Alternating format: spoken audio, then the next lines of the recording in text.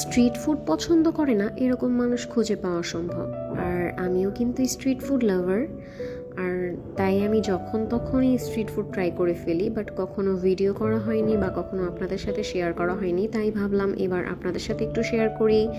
আর আশা করি আপনাদের কাছে আমার ভিডিওটা ভালোই লাগবে। সো আমার ভিডিওটা স্কিপ না করে পুরোটা দেখবেন। আর আমার ভিডিওটা কে কোথা থেকে দেখছেন একটু কমেন্ট করে জানাবেন, কারণ আপনারা কমেন্ট করলে আমার উৎসাহ অনেক বেড়ে যায়। আর ফার্স্টেই চলে আসলাম ফুচকার দোকানে, যেহেতু আমি ফুচকা লাভার তাই ভাবলাম ফুচকা দিয়ে স্টার্ট করি। আর আমি এখানে ভিডিও করছিলাম, ভাইয়া ফুচকা রেডি করছিল।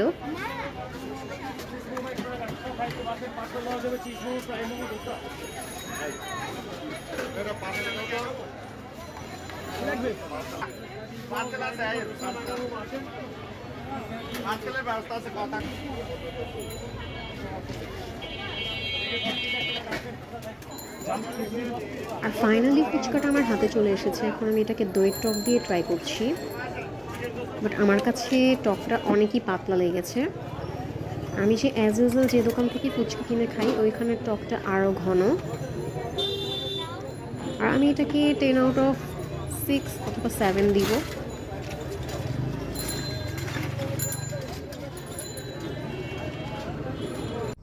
আর তারপর চলে গেলাম ভাপা পিঠা ট্রাই করার জন্য। আর যেহেতু শীতকাল, আর শীতকালে পিঠা খাবো না তা কি হয়।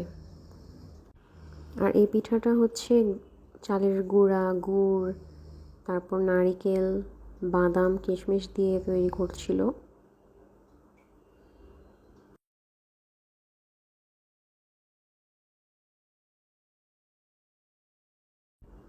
আর এই তো পিঠাটা আমার হাতে চলে এসেছে। আর এটা খুবই মজা লেগেছিল খেতে।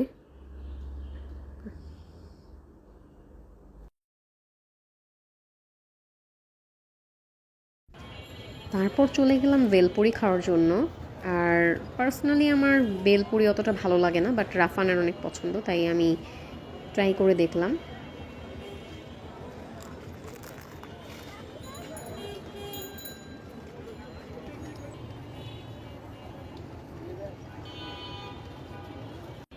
আর তারপর চলে আসলাম আরেকটা পানিপুরির দোকানে। আর এখানে এসে রাজকাচুরি অর্ডার দিলাম।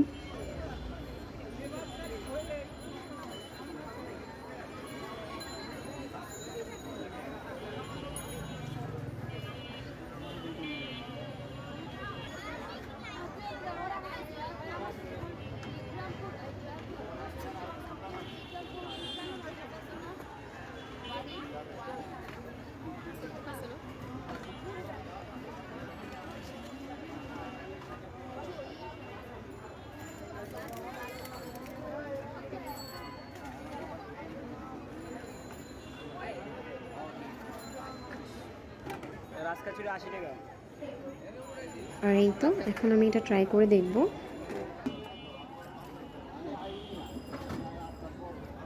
আর এটার টেস্টটা আমার কাছে মোটামুটি ভালোই লেগেছে।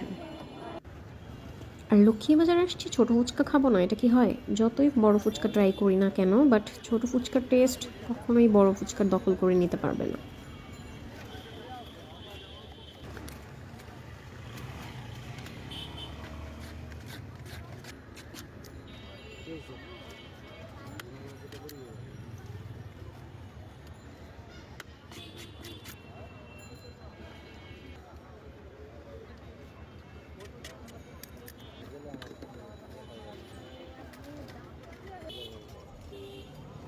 আর ফুচকার উপরে আমি আরও চিলি ফ্লেক্স দিয়ে নিয়েছিলাম, কারণ আমার ঝাল অনেক ভালো লাগে।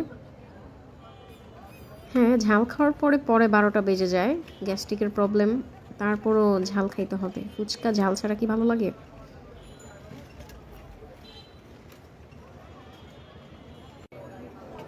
আর তারপর খেলাম লেবু চা।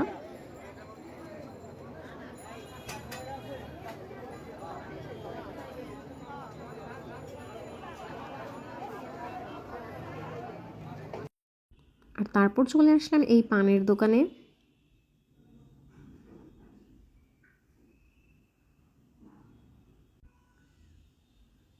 আর ট্রাই করলাম মিষ্টি পান।